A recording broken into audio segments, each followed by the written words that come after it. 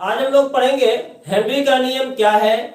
इसके बाद हम लोग पढ़ेंगे क्या इसका क्या क्या उपयोग है और इसकी सीमा क्या क्या है। ठीक है, इत्मीनान से सीखिएगा बाबू, बड़ा मजेदार टॉपिक है एग्जाम के व्यू से। ठीक है, और इसमें जो पूछा जाता है तीनों क्वेश्चन पूछा जाता है। हेनरी का नियम क्या होता है, इसके बाद पूछता है क्या इसका उपयोग के बारे में, इसका क्या क्या उपयोग है और इसकी सीमा क्या क्या होती है। एकदम बोर्ड के व्यू से तो एकदम ध्यान रखना, इसको याद रख लेना, वीवीआई क्वेश्चन लगा लेना है। ठीक है, आपको सजेशन में भी ये क्वेश्चन देंगे। चलिए स्टार्ट करते हैं।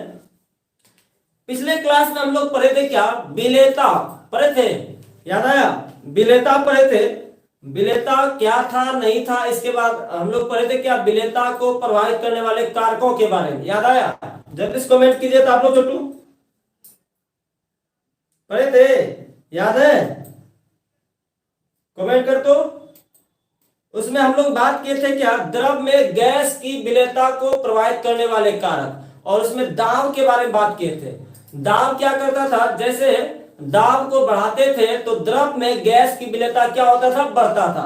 उसी के बेस पर हेनरी ने अपना कुछ नियम दिया। क्या दिया थोड़ा समझिएगा। देखिए, मान लिया जाए एक कंटेनर है, ठीक है, और इस कंटेनर में क्या है, यहां तक मान लो कोई द्रव उपस्थित है। ठीक है, अब क्या है कि इसके जस्ट ऊपर में मान लो कोई गैस को हम लोग घुलाना चाह रहे हैं, किसी गैस को घुलाना चाह रहे हैं, और इसमें क्या लगा दिए हैं, एक पिस्टन लगा दिया। क्या लगा दिया है, पिस्टन। अब बताओ, जब पिस्टन को दबाएंगे नीचे तो क्या होगा, गैस जो है द्रव के ऊपर दाब लगाएगा। बोलिए ना, गैस जो है द्रव के ऊपर क्या लगाएगा, दाब लगाएगा, और यह गैस जो है द्रव में घुलना प्रारंभ हो जाएगा। यही ना, इसका अर्थ क्या हुआ कि जैसे जैसे दाब को बढ़ाते हैं वैसे वैसे द्रव में गैस की विलेयता क्या होती है, बढ़ती है। इसी के बेस पर हेनरी ने क्या कहा 1802 ईस्वी में क्या कहा, देखिए, निश्चित ताप पर टेम्परेचर क्या होना चाहिए बाबू, निश्चित होनी चाहिए। ठीक है, निश्चित ताप पर किसी द्रव में गैस की विलेयता, फिर से समझिए, निश्चित ताप होना चाहिए, किसी द्रव में गैस की विलेयता मतलब घुलने की मात्रा, ठीक है, आरोपित दाब के समानुपाती होता है। ये जो आपने दाब लगाया, ठीक है, ये जो इस पर दबाए जो आपने, उसके क्या होता है, समानुपाती होता है। ऐसे भी हम लोग पढ़े हुए थे क्या, दाब को बढ़ाते हैं तो द्रव में गैस की विलेयता क्या होती है, बढ़ती है। उसी के बेस पर हेनरी ने क्या कह दिया, किसी द्रव में गैस की विलेयता आरोपित दाब के क्या होते हैं, समानुपाती होते हैं। यानी दाब बढ़ाएंगे तो विलेयता भी बढ़ेगा। इसको अगर गणितीय रूप में सीखना चाहेंगे तो क्या लिखेंगे, थोड़ा बताइए तो। अगर मान लिया जाए किसी गैस की विलेयता स्मॉल एस होता है या एस होता है, ठीक है, तो यह जो है सीधा समानुपाती होता है क्या, आरोपित दाब के। दाब को स्मॉल पी से इंडिकेट कर दें, इसको आंशिक दाब भी बोला करते हैं, आरोपित दाब या आंशिक दाब। ठीक है, अब देखिए, जैसे ही समानुपाती हटाएंगे तो एक स्थिरांक आएगा, के आएगा, और यहां क्या रहेगा, पी, और इसके लिए आप लोग लिख देंगे क्या, के एच। समझ में आया? जब ये समझ में आया, समानुपाती हटाएंगे कोई कांस्टेंट आएगा, क्या आएगा, तो एच आएगा। ठीक है, तो ये आप लोग फॉर्मूला याद रखेगा, एस बराबर के एच पी, जहां एस क्या है, गैस की विलेयता या घुलने की मात्रा, ठीक है, और पी क्या है, आरोपित दाब, लगाया गया दाब, और के एच क्या है बाबू, हेनरी नियतांक। और एक बात ध्यान रखिए, हेनरी नियतांक का जो मान होगा अलग अलग गैसों के लिए अलग अलग होगा। इसका मतलब क्या समझे, दाब को बढ़ाएंगे तो द्रव में गैस की विलेयता क्या होगी, बढ़ेगी। वही हेनरी ने क्या कह दिया अपने भाषा में, नियत ताप पर किसी द्रव में गैस की विलेयता आरोपित दाब के समानुपाती होते हैं। क्लियर है यहां तक? थोड़ा जल्दी बताइए तो, आप लोग कमेंट कीजिए तो।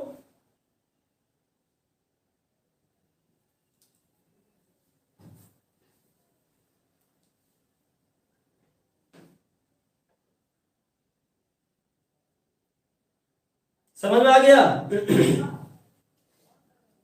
चलिए आगे बात करें बाबू, थोड़ा सा सुनिएगा। चलिए आगे क्या है, आगे जो है इसको हटाते हैं, एक मिनट, इसको हटा दें। आगे जो है डाल्टन का नियम, इसी के नियम से रिलेटेड जो है डाल्टन ने भी कुछ बात कहा था। क्या कहा था, थोड़ा सुनिएगा। डाल्टन ने क्या कहा था, इसे 11th में भी पढ़ना था, ठीक है। ये टॉपिक जो हम नीचे लिखे हुए हैं ये 11th में भी पढ़ना था। क्या लिखे हैं ध्यान से सुनिएगा।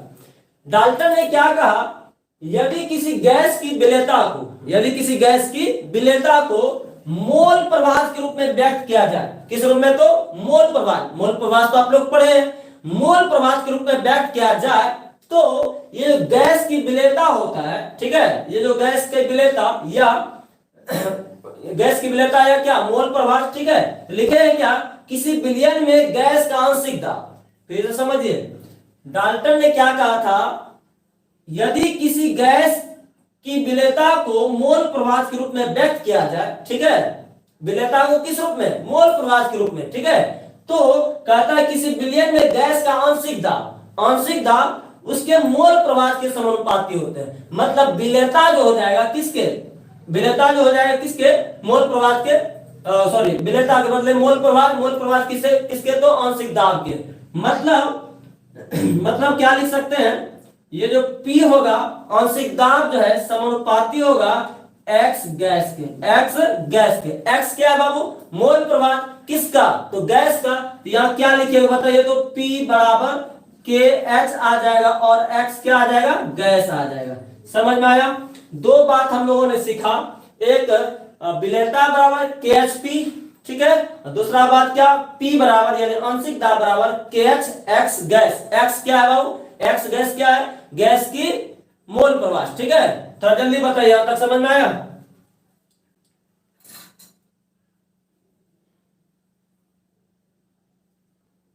हाँ KHX गैस, KHX गैस, ठीक है। अब थोड़ा सा इसमें ग्राफ को देखते हैं, थोड़ा देखिए ग्राफ, एकदम ध्यान से सीखिए ग्राफ कैसे निकालते हैं। देखिए एक बात बताओ, इस समीकरण को मान लो y बराबर क्या, mx प्लस क्या c, थोड़ा ध्यान से सुनिएगा, y बराबर क्या है, mx प्लस c, ठीक है। अब एक बात बताओ, y को, y अक्ष पर हम लिख रहे हैं किसको, p को, इसको अक्ष बना दे, ये y अक्ष पर किसको रख रहे हैं, p को, ठीक है, और x अक्ष पर किसको रखेंगे, तो x गैस को, x गैस यानी मोल प्रवाह किसका, तो गैस का। एक बात बताओ, C का वैल्यू नहीं कुछ, तो यहाँ क्या है, 0, मतलब कहां से ग्राफ जाएगा, बीचों बीच, याद आ रहा है, ग्राफ क्लास में भी पढ़ाए थे। अब आगे बात करते हैं, ये जो m होता है बाबू, m को बोलते हैं स्लोप, tan थीटा, और tan थीटा का वैल्यू यहाँ क्या है, kh, क्या है, kh, और kh क्या है, पॉजिटिव है, यानी tan थीटा क्या है, पॉजिटिव है। तो बताओ जब tan थीटा पॉजिटिव है तो किस किस क्वाड्रेंट में ग्राफ जाएगा, फर्स्ट और थर्ड में ना, कहां से जाएगा, तो बीचों बीच, तो ये ग्राफ हो जाएगा। समझ में आया। और इसका अगर हम स्लोप लिखना चाहें तो क्या होगा बताओ, स्लोप कितना है, स्लोप बराबर KH, स्लोप मतलब क्या, tan थीटा। इतना सब बच्चे को समझ में आ गया ग्राफ, जल्दी से बताइए आप लोग, कमेंट कीजिए।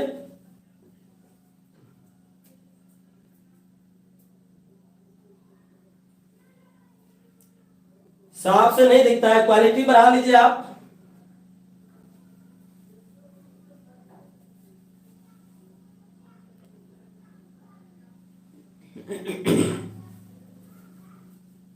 चलिए आगे बात करें छोटू, चलिए अब हम लोग इस पर और भी बात करेंगे, ठीक है। न्यूमेरिकल जब बनाएंगे तो ये दोनों फॉर्मूले का यूज करेंगे, टेंशन मत लो, ठीक है। अभी लेकिन आपको ध्यान रखना है, दोनों एग्जाम के व्यू से इतना भी लिखे कोई दिक्कत नहीं, आगे नहीं भी लिखेंगे तो कोई बात नहीं है, ठीक है, इतना भी लिखे ठीक है, ठीक। 2 नंबर का आता है हेनरी के नियमों को लिखें, ठीक है। चलिए आगे बात करते हैं, हेनरी के नियमों का अनुप्रयोग या प्रयोग, क्या क्या उपयोग है उसको सीखते हैं, ठीक है।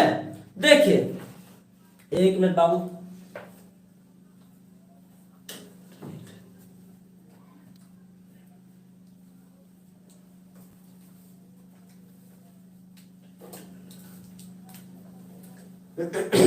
देखिए अब हम लोग बात करते हैं हेनरी के नियमों का प्रयोग या उपयोग, ठीक है।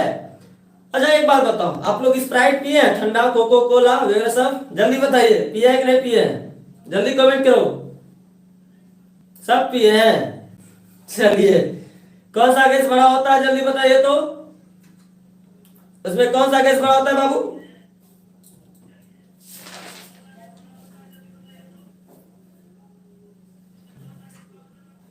बहुत सुंदर, साइन थीटा। नाम क्या है बाबू? Sine theta. कौन है बाबू रे? चलिए CO2 गैस बड़ा होता है, बहुत सुंदर। देखिए आप बताओ, जब CO2 गैस भरा होता है, ठीक है, ये तो अच्छा रहने दो, अब बाबू कमेंट कर, बंद करो, सीखो, ठीक है। चलिए सुनिए, हो गया हो गया हो गया बाबू, सबको पता है। चलिए सुनिए, पहला इसका उपयोग सीखते हैं। जब आप स्प्राइट के बोतल को खोलते हैं, देखते होंगे क्या, गैस एट ए टाइम क्या होता है, ऊपर आ जाता है। इसका मतलब क्या हुआ, ध्यान से सुनना। उच्च दाब पर बोतलों को पैक किया गया होगा, बोलिए ना। प्रेशर वहां क्या होता है, ज्यादा ना। जैसे ही बोतल को खोलते हैं तो प्रेशर घटता है और गैस क्या हो जाता है, बाहर निकल जाता है। इसका मतलब द्रव में गैस की विलेयता क्या हुआ, घटा ना। लेकिन जब पैक किया जाएगा उसको उच्च दाब पर कि कम दाब पर, उच्च दाब पर। वही पहला लिखे हैं, ध्यान से सुनिए, लिखे हैं क्या, सोडा वाटर में CO2 गैस को बोतलों में उच्च दाब पर पैक किया जाता है। क्लियर हो गया ये बात? जल्दी बताइए, ये पॉइंट समझ में आ गया? ये पॉइंट समझ में आ गया छोटू? बोतलों को उच्च दाब पर पैक किया जाता है। चलिए बहुत सुंदर। सब बच्चे समझदार है ना जी, सब बच्चे सीख गए। चलिए अगला बात करते हैं, दूसरा नंबर प्रयोग। हो गया हो गया, सब बच्चे समझदार हैं। आप लोग इतना तेज हो गए हैं कि पता नहीं। आज सौरभ कुमार नहीं समझे, इसका मतलब स्प्राइट का बोतल नहीं देखे होंगे आप लोग। सौरभ कुमार जी स्प्राइट का बोतल नहीं देखे हैं, देखे हैं लेकिन पिए नहीं है ना जी। चलिए आगे बात करते हैं छोटू, ठीक है। चलिए देखिए, दूसरा है, देखिए, अधिक ऊंचाई पर O2 गैस का आंशिक दाब कम हो जाता है। बात को समझिएगा एक एक लाइन। जैसे आप पहाड़ पे चढ़ते हैं, ठीक है, तो ऑक्सीजन का लेवल क्या हो जाता है, घट जाता है। इसका मतलब प्रेशर क्या हो जाता है, कम हो जाता है, ठीक है। प्रेशर क्या हो जाता है, कम। जब पहाड़ पे आदमी चढ़ता है तो ऑक्सीजन का जो घुलनशीलता है खून में, वो भी क्या हो जाएगा, कम। तो बताइए, जब पहाड़ पे चढ़ेंगे, ऑक्सीजन जो है खून में कम घुलेगा तो वहां क्या होगा, कमजोरी महसूस हो जाएगा। हो सकता है नाक से ब्लड निकलना शुरू हो जाए ना। अगर इस तरह का प्रक्रिया, इस तरह की घटना घटती है तो हो सकता है एनॉक्सी नामक बीमारी होने का शंका बढ़ जाता है। वही बात लिखे, ध्यान से लिखे, लिखे क्या, यदि अधिक ऊंचाई पर ऑक्सीजन गैस का आंशिक दाब कम हो जाता है। ये बात समझ में आ रहा है? आगे लिखे, जिससे आरोहक, आरोहक मतलब क्या, पर्वतारोही बोलो, पर्वत पर चढ़ने वाला, ठीक है, के रुधिर में, रुधिर मतलब होता है खून में, ठीक है, O2 की कमी के कारण कमजोर होता है। सही बात है, जब ऑक्सीजन मिलेगा ही नहीं तो वो आदमी क्या हो जाएगा, कमजोर हो जाएगा। और किस नाम की बीमारी होती है, एनॉक्सिया नाम की बीमारी। किस नाम की बीमारी, तो एनॉक्सिया नाम की बीमारी। समझ में आए बाबू?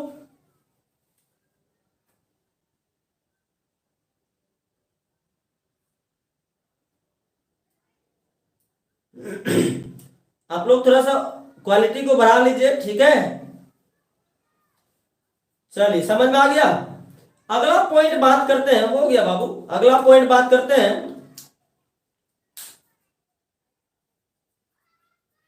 बहुत सुंदर, सब बच्चे बहुत तेज हैं, ठीक है।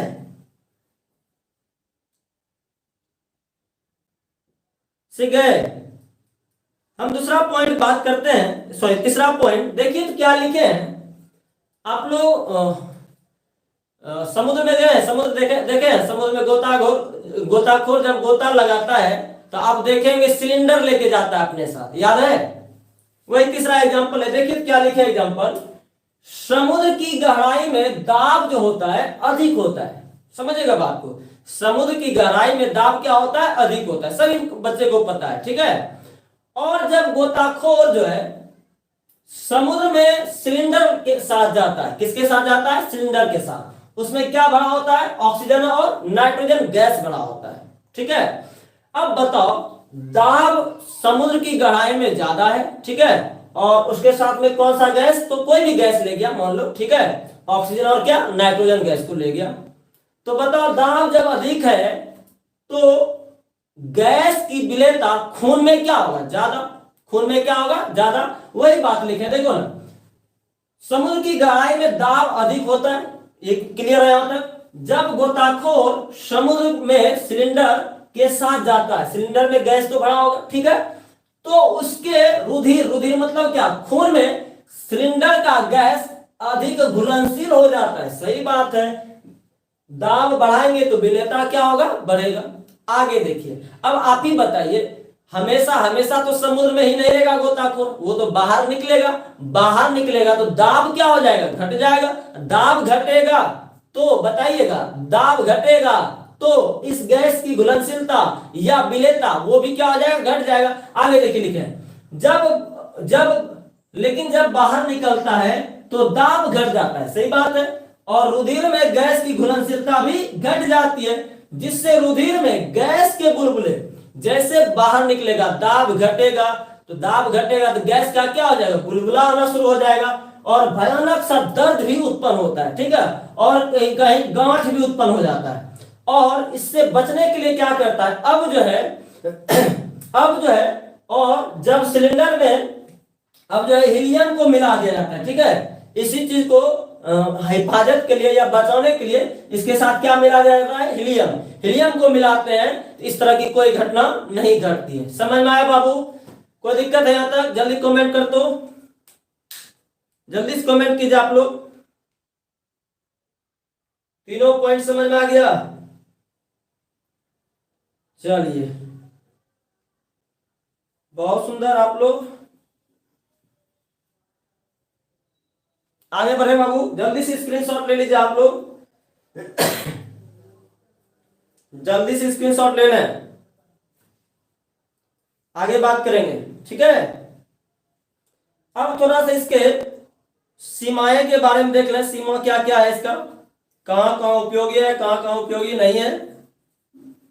ले लिए स्क्रीनशॉट, आगे बढ़े, इसको हटा दे।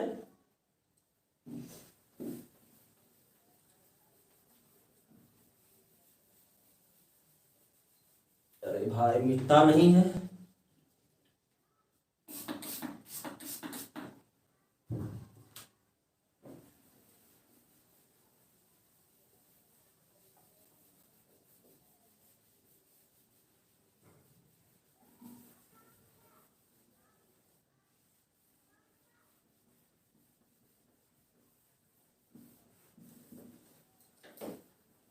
चलिए इसके सीमा को लिखते हैं, ठीक है। तीनों क्वेश्चन इसका बहुत ही वीवीआई है, एकदम इत्मीनान से सीखेगा, एग्जाम के व्यू से बहुत सुंदर सवाल है, ठीक है। अरे भाई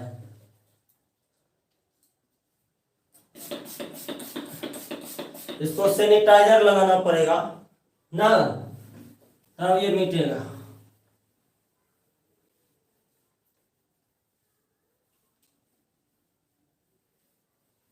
चलिए हेडिंग दीजिए आप लोग, हेनरी के नियमों की सीमाएं।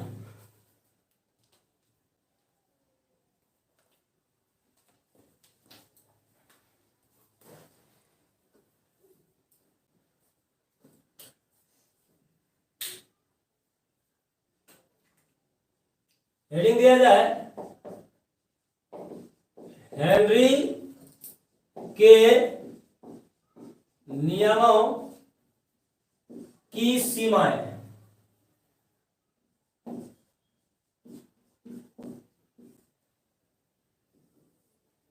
देखिए पहला जो लिखना है, यह नियम बहुत बहुत, या ऐसे लिखो, बहुत कम ताप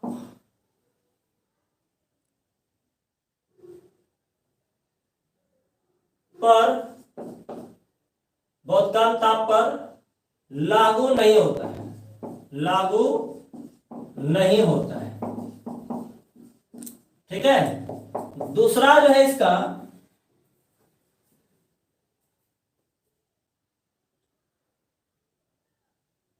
दाब भी ऐसे लिख लो, यह नियम अधिक दाब पर भी लागू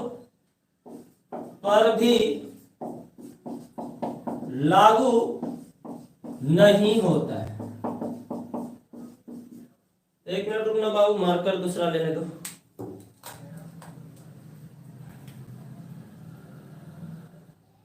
चलिए, तीसरा जो है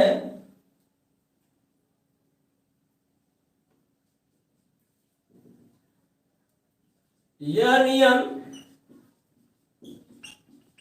तभी लागू होता है जब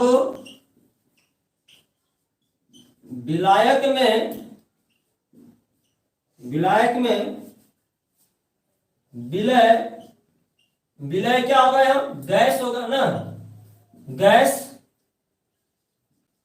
कम घुलनशील हो। इसको याद रखिएगा, ठीक है। चौथा जो है गैसों की आणविक अवस्था में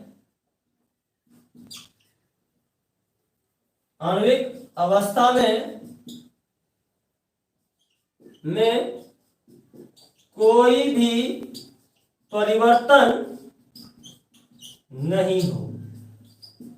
ठीक है, ये चीज ध्यान रखिएगा इसमें, चारों पॉइंट। ठीक है, समझ आ गया आप लोगों को। पहला बात क्या बोले इसमें, ताप जो है बहुत कम नहीं होना चाहिए। ठीक है, यानी तब उस पर लागू नहीं होता है, और दाब भी ज्यादा नहीं होना चाहिए। और तीसरा जो लिखे हुए क्या, आणविक, तीसरा जो लिखे है खूब विलय भी नहीं होना चाहिए, और आणविक अवस्था में, ठीक है, चेंजिंग भी नहीं आना चाहिए। ठीक है, यहां तक। अगला कुछ नोट पॉइंट लिखते हैं। अरे भाई,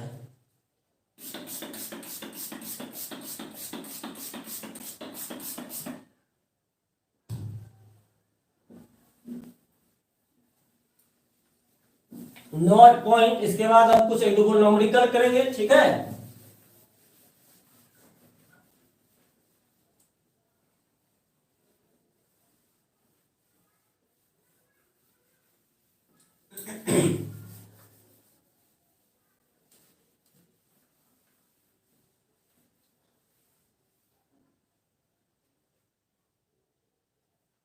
नोट में आप लोग लिखेंगे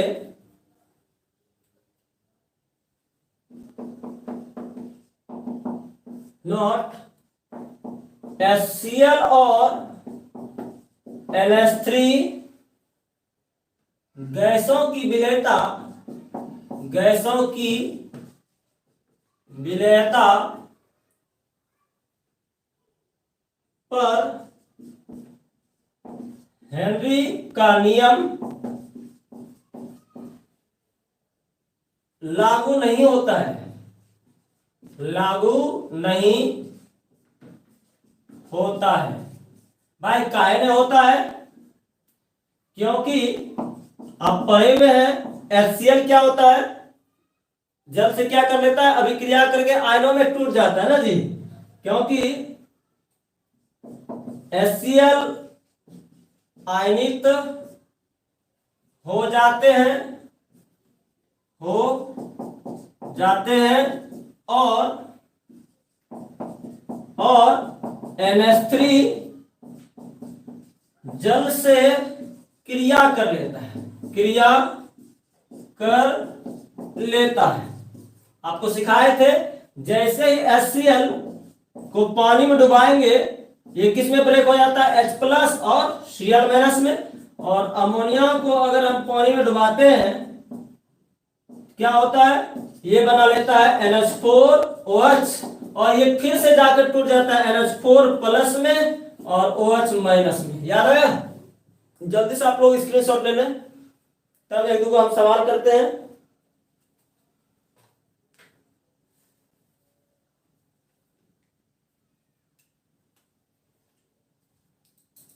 ले लिया आप लोग स्क्रीनशॉट? जल्दी से कमेंट कीजिए आप लोग।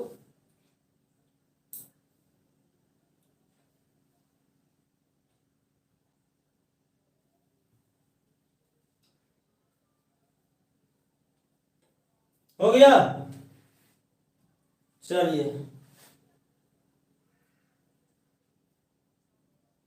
समझ में आ गया पूरा हेनरी नियम?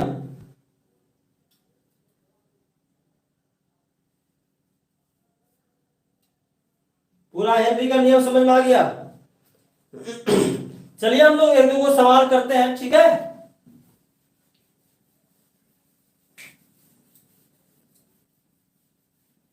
देखिए, सवाल बनाने के लिए दिमाग को कंट्रोल में रखिएगा।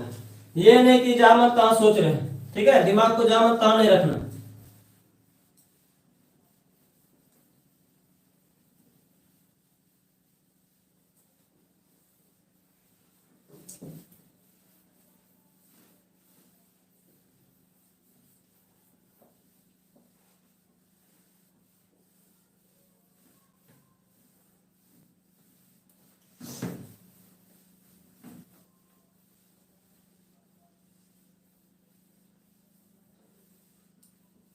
चलिए एक एक करके हम लोग सवाल को सीखते हैं, ठीक है?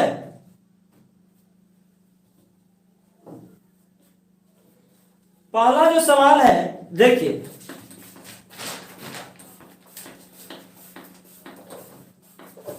पहला जो सवाल है एकदम इत्मीनान से सीखेगा। यदि H2S गैस की विलेयता एसटीपी पर जल में 0.195 कैपिटल M हो तो हेनरी स्थिरांक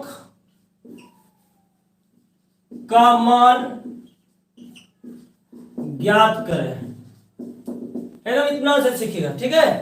चलिए देखिए, एक बार बताओ, आप क्या पढ़े? फॉर्मूला सॉल्यूशन इसका देखिए, फॉर्मूला क्या पढ़े?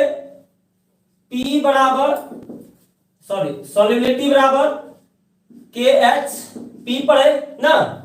और दूसरा फॉर्मूला क्या पढ़े आप? P बराबर KHX गैस, यही ना? एक बार बताओ, सॉल्युबिलिटी जो है कितना दे रखा है? 0.195 कैपिटल M, मोलरता है ना, मोल पर लीटर है, ध्यान से सुनिएगा।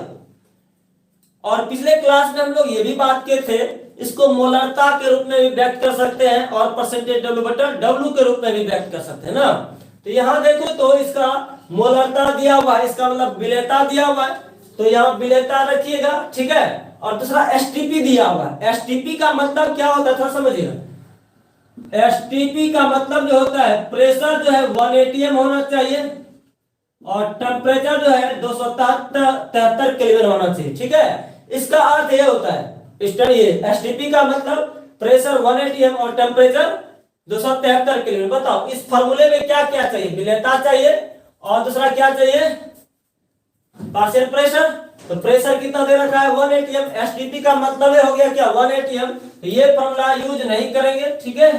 तो बताओ इसी फॉर्मूले पे काम हो जाएगा। बताओ कितना है? 0.195 मोलारिटी है, मोलारिटी को 0 का क्यों रहने दो। और आपसे पूछ रहा है KH और P कितना वैल्यू? P का वैल्यू 1 atm। तो बताओ KH बराबर कितना हो जाएगा?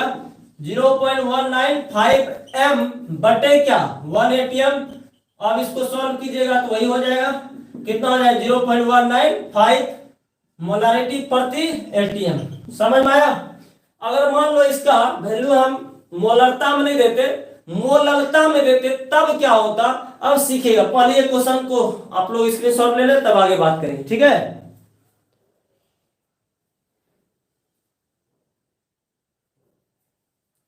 चलिए दूसरा क्वेश्चन चले, इसी क्वेश्चन को हम दूसरा क्वेश्चन देते हैं।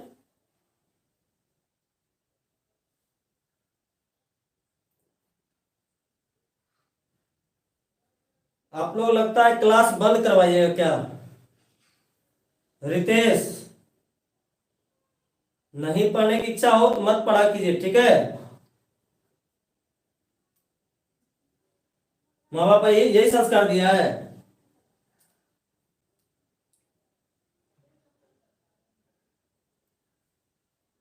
रितेश ब्लॉक कर देंगे बाबू, ठीक है? दूसरे दिन से क्लास नहीं कर पाओगे। आप पढ़ने बैठते हैं तो किसी दूसरे के बच्चे को डिस्टर्ब मत कीजिए, ठीक है? रितेश तुमको क्या पढ़ने की क्या जरूरत है? रितेश कुमार जी आते हैं कल आपके घर पे, रुकिए, सब आपको आपके पापा को चैटिंग दिखाते हैं। रुकिए रुकिए, दूसरे के बच्चे को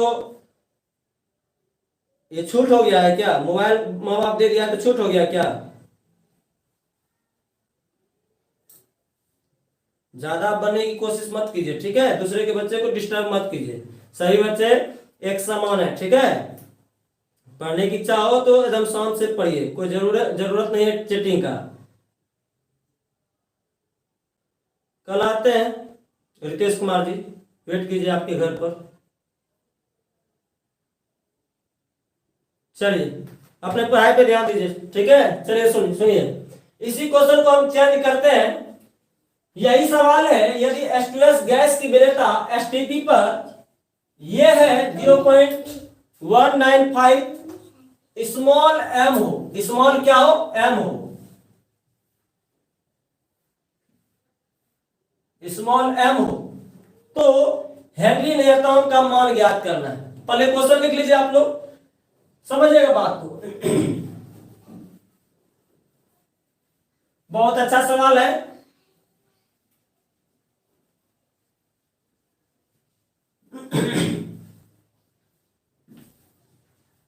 एक मिनट छोटू,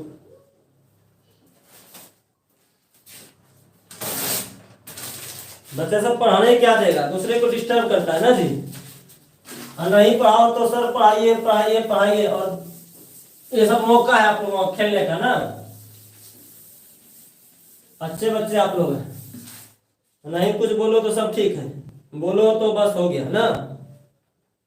चलिए देखिए दूसरा सवाल क्या है। सवाल, यदि H2S गैस की वरीयता STP पर जल में 0.195 स्मॉल m हो तो हेनरी नियतांक का मान ज्ञात करना है। एक बार बताओ, 0.195 स्मॉल m का अर्थ क्या होगा, बताइएगा थोड़ा सा।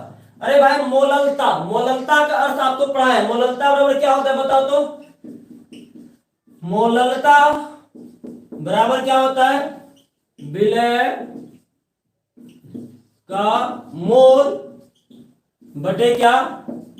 केजी में विलायक, विलायक का द्रव्यमान, ये ना। अब बताओ, ये फॉर्मूला आप लोग पढ़े हुए हैं, ठीक है? और इसमें जो है इसका जो मात्रक होता है क्या? मोल प्रति केजी, याद आया? अब बताओ, जब हम लोग एक्स मोललता पढ़े हुए थे, एक्स मोललता का अर्थ पढ़े हुए थे, एक्स मोललता का अर्थ क्या बताया थे? एक्स कब आएगा?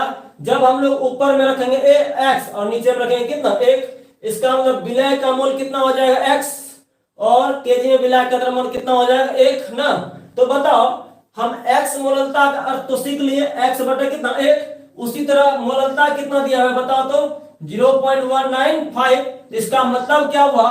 मोल जो हो जाएगा विलय का, यानी H2S गैस का इतना हो जाएगा, और केजी में विलय का द्रव्यमान कितना हो जाएगा? केजी में विलय का द्रव्यमान कितना हो जाएगा? 1 केजी। तो इसको लिख लें, ठीक है? चलो देखिए,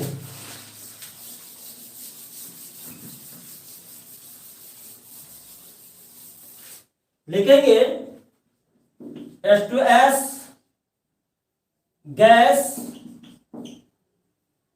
का मोल जो होगा कितना होगा बताओ तो? 0.195, ठीक है? दूसरा, जल, जलम है, जल की मात्रा कितना हो जाएगा बताइएगा? 1 केजी, मतलब कितना ग्राम? 1000 ग्राम।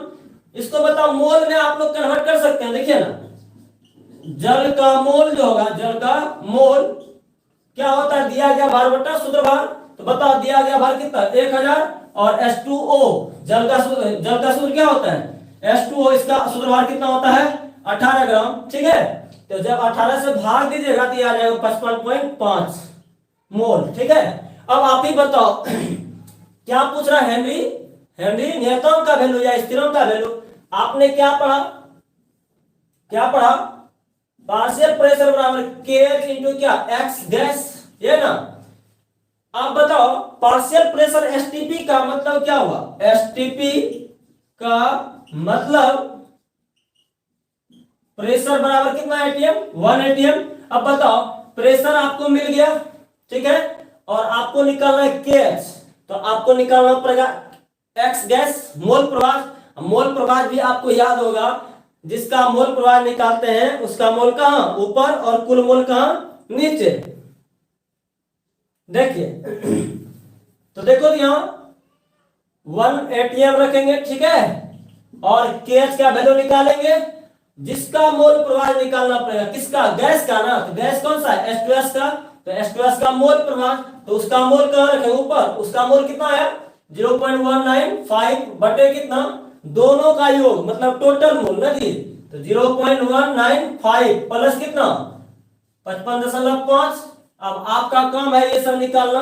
KH बराबर क्या लिखिएगा बताइए, इसको इधर भेज दो तो क्या आ जाएगा बताओ तो, 0.195 प्लस 55.5, एक से गुना करेंगे तो ये एटीएम में ही आ जाएगा, और नीचे में क्या हो जाएगा, 0.195 से भाग, जो आएगा ये मात्रा जो आ जाएगा इसका आंसर हो जाएगा। ठीक है, समझ में आया आप लोगों को। इसका जो आंसर है बाबू लिख दे, यह आएगा 285.6 एटीएम। आप भाग दे दीजिएगा, ठीक है, जल्दी से आप लोग स्क्रीनशॉट लेकर बताइए। समझ में आ गया बाबू। एक छोटा सा सवाल करते हैं,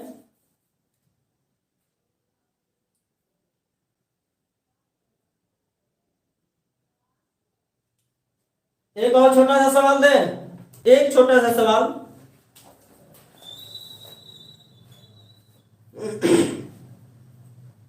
देखिए स्क्रीनशॉट ले लिए, चलिए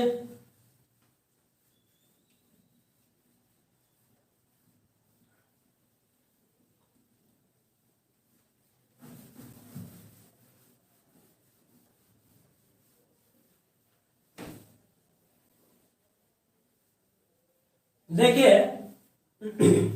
एक सवाल बताते हैं और एक आप बनाइएगा, ठीक है, हम फॉर्मूला वगैरह सब लिख देंगे। देखिए तो एक सवाल है, 298 केल्विन ताप पर मीथेन की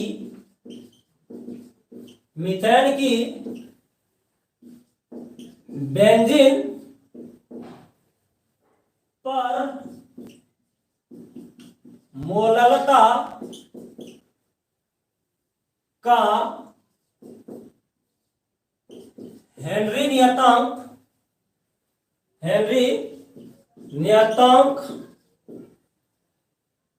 4.27 इंटू 10 का पावर 5 mm Hg है, तो 298 केल्विन तथा 760 ml Hg पर मीथेन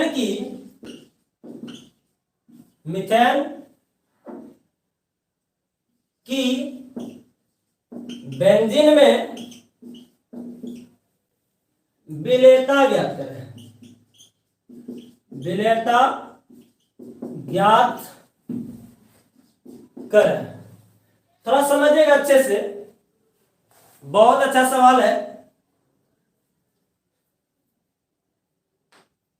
प्रदीप बाबू क्या बोल रहे हैं, जल्दी बताइए, पिछले वाला का आंसर है। ओ अनुज कुमार जी, चलिए देखिए एटीएम का मतलब क्या होता है, आप लोग कितना पढ़ लीजिए, इसका मतलब खाली रट्टा मार आप लोग बनते हैं।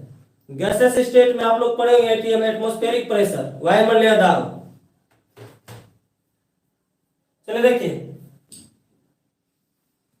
देखिए तो 298 केल्विन ताप पर बेंजीन पर मीथेन की विलेयता मोललता के रूप में दिया हुआ है, देने दो। ठीक है, तो बताओ तो KH का वैल्यू दे रखा है कितना, ये 4.27 इंटू 10 का पावर 5 mm Hg, यानी पारे के स्तंभ पर दाब दिया हुआ है, हेनरी नियतांक का वैल्यू दिया हुआ है। और देखिए इतना ही केल्विन ताप पर दाब भी दे रखा है, यानी आंशिक दाब भी दे रखा है। P बराबर कितना है बताओ तो, P बराबर कितना है, यह 760 mm ऑफ Hg। यहां भी ऑफ लगा सकते हैं, नहीं लगाएंगे चलेगा। अब बताओ कौन सा फॉर्मूला लगाते हैं, विलेयता पूछ रहा है, ठीक है, या मोललता, यहां मोललता भी सवाल में रहेगा। ठीक है, मोललता, मोललता या विलेयता। अच्छा बता, मोललता या विलेयता को मोल प्रवाह के रूप में व्यक्त कर सकते हैं ना। देखिए तो हम लोग क्या सीखे थे, पार्शियल प्रेशर बराबर KH x गैस। ठीक है, x गैस का वैल्यू निकाल दो, कम हो जाएगा। बताओ प्रेशर का वैल्यू कितना है, 760 mm ऑफ क्या Hg, बराबर KH का वैल्यू कितना है, 4.27 इंटू 10 का पावर 5 mm ऑफ Hg। और क्या आपको निकालना है x गैस। ठीक है, अब बताओ x गैस ये भाग लग जाएगा, तो x गैस कौन सा, मीथेन ना, गैस के बदले क्या लिखिएगा, मीथेन। यहां भी लिख सकते हैं मीथेन। आप ही बताओ, ये दोनों कैंसिल हो जाए, mm वाला पार्ट कट जाएगा। अब क्या हो जाएगा बताओ तो, 760 बटा 4.27 इंटू 10 के पावर 5। समझ में आया। अब भाग दीजिए, आंसर आ जाएगा। ठीक है, भाग दीजिएगा तो इसका जो आंसर है 1.78 इंटू 10 का पावर -3। ठीक है, इसका कोई मात्रक होगा नहीं क्योंकि मोल प्रवाह है। क्लियर हो गया यहां तक, जल्दी से कमेंट कर दो बाबू। एक और क्वेश्चन बताएंगे, इसके बाद अगले क्लास में बात करेंगे। ठीक है, जल्दी से बताइए आप लोग, समझ में आ गया। चलिए एक और सवाल हम लोग करते हैं, हटा दे इसको।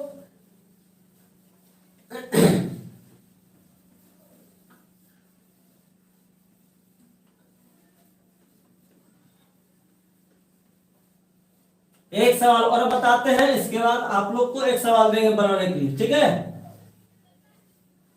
जितना न्यूमेरिकल करवा रहे हैं फिर से आप लोग एक बार देख लीजिएगा, तो मजा आ जाएगा आप लोगों को। देखिए तो एक सवाल है, जल में 300 केल्विन और 500 टॉर आंशिक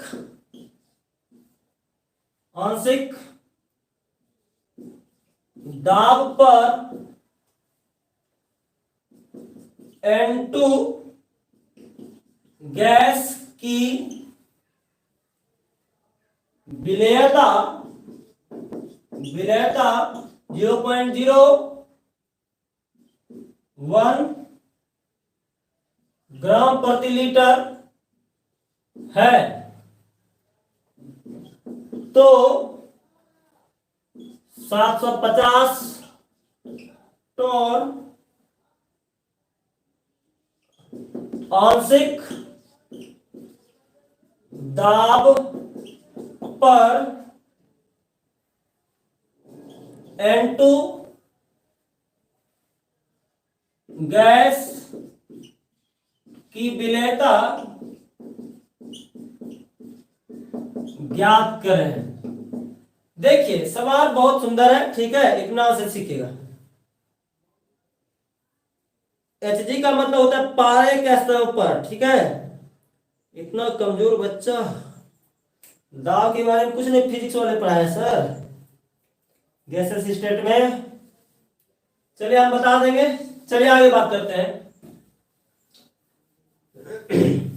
देखिए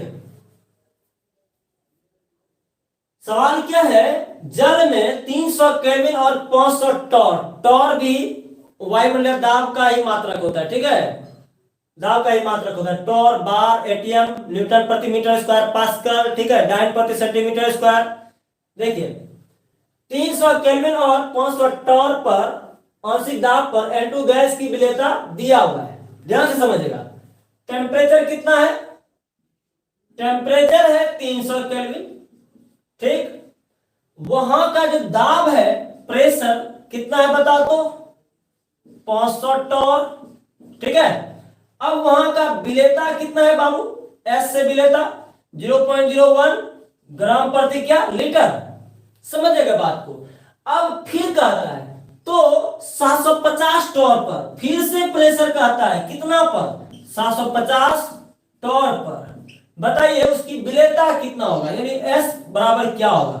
एक बात बताओ, पहले ये वाला बात बाद में ये वाला बात, इसको मान लो 1 इसको मान लो 2 यानी पहले का प्रेशर और पहले का विलेयता दिया हुआ है, तो बाद का प्रेशर दिया हुआ है, तो बाद का आंशिक दाब पूछ रहा है, तो बड़ा आसान है। बताओ हेनरी के नियम ने क्या कहा, एस समानुपाती क्या पी फॉर प्रेशर, समानुपाती हटाओ क्या होगा, एस बराबर के एच पी आ जाएगा।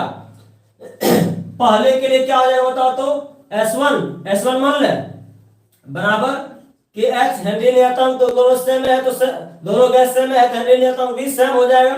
यहाँ P1 मान ले, फिर से क्या करते हैं बाद के लिए S2, यहाँ KH और यहाँ क्या हो जाएगा P2 हो जाएगा, दोनों को भाग दे दीजिए, ये दोनों कैंसिल, तो क्या आ जाएगा बताओ तो S1 बटे क्या S2 बराबर P1 बटे क्या P2। अब इस फॉर्मूले पर आप इस सवाल को बना सकते हैं, रख दो वैल्यू, आंसर आ जाएगा। देखिए तो क्या होगा, S1 का वैल्यू कितना है 0.01 बटे कितना S2 का वैल्यू कितना है, ये तो निकालना ही है आपको, ठीक है। अब बताओ P1 का वैल्यू कितना है 500 टॉर है ना, और यहाँ क्या है बाबू 750 टॉर है ना, यहाँ ग्राम प्रति क्या था लीटर ना, तो ये दोनों कैंसिल ही हो जाएगा, ये भी खत्म। 25 दूना 50, 25 किया 75, तो S2 बराबर कितना हो जाएगा बताओ, ये क्रॉस मल्टीप्लाई करो कितना हो जाएगा 0.01 इंटू 3 बाय कितना 2, इसका मतलब इसको सॉल्व कीजिएगा तो ये ग्राम पर किस में आ जाएगा लीटर में। आया समझ में ये सवाल, यह पहले का आंशिक दाब दिया हुआ था, ठीक है, पहले का आंशिक दाब और विलेयता, अब बाद में पूछ रहा था। समझ में आया आप लोगों को, जल्दी से कमेंट कर दो बाबू।